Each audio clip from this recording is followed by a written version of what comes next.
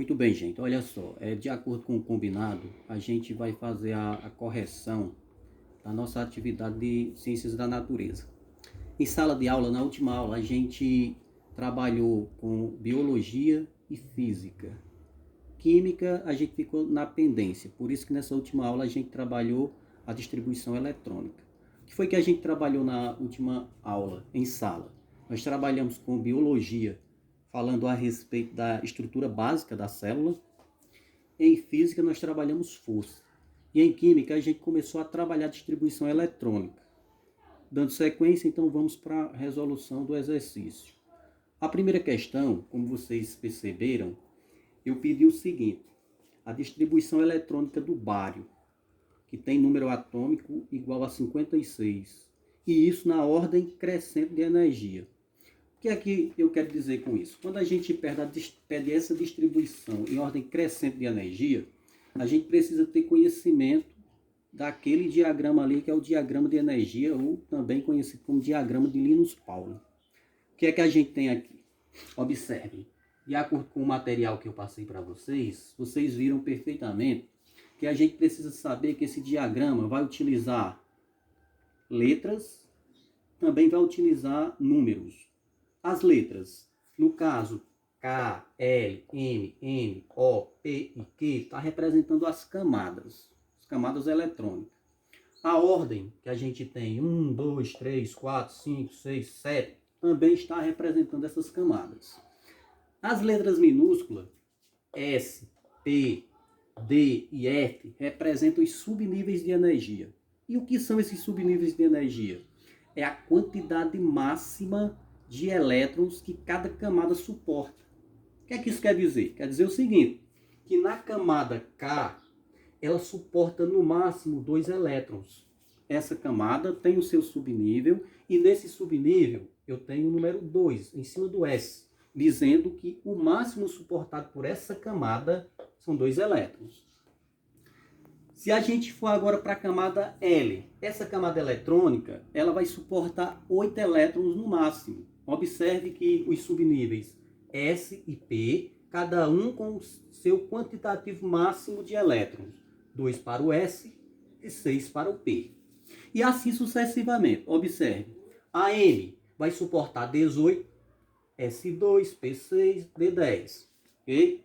A N vai suportar 32, S2, P6, D10, F14. Assim como a camada O, nossa quinta camada. Ela vai suportar 32 também.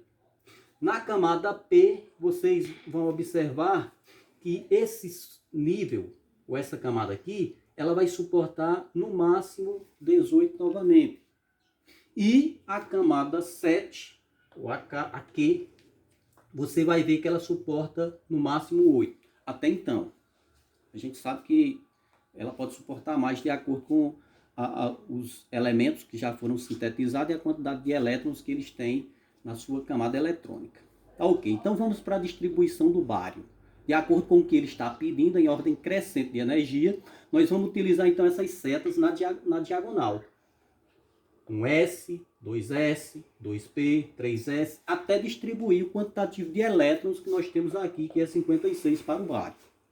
Então, seguindo a ordem, nas diagonais, 1S2, 2S2, 2P6, 3S2, 3P6, 4S2, 3D10, 4P6, 5S2, retorna novamente, 4D10, 5P6, 6S2. Aqui nós temos a distribuição em ordem de energia para o bário. E vocês viram que isso aqui está na letra B da questão. Tá ok? Continuando, gente, olha só. Nós vamos agora para a segunda questão.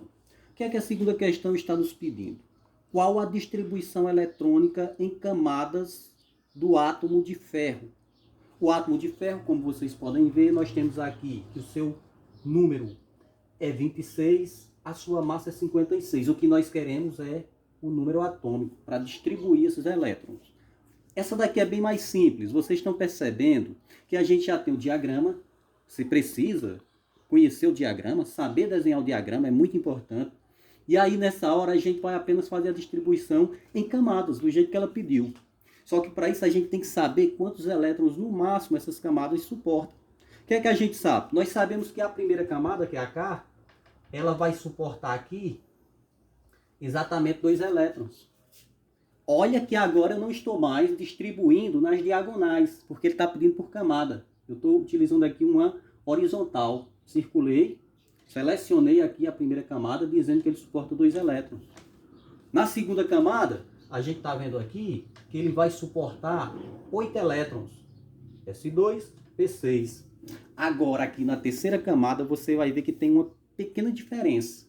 Nós sabemos que existe a camada de valência, que é aquela última camada, ou seja, a camada externa onde os elétrons se encontram. Se eu fosse distribuir aqui, aí você diria assim, olha, na terceira camada já dá para preencher. Mas eis a questão. A camada de valência para esse átomo é o 4s2, que é a mais externa. Essa é a camada de valência. Como é que a gente sabe disso, Francisco? Se você olhar na tabela, você vai ver, na tabela periódica, que todos os elementos que terminam em S2 estão exatamente na segunda coluna. Você pode dar uma olhadinha lá que você vai ver que a gente tem essa distribuição também na tabela periódica. Então você veja, selecionando a terceira camada, a gente vai ver que a gente tem aqui 14 elétrons. E para completar os 26 elétrons, a gente tem aqui na quarta camada o 4s2. Se a gente for analisar as alternativas que foram nos dadas, a gente tem que a letra E. Primeira camada é 2 elétrons. Está aqui. Segunda camada é 8 elétrons.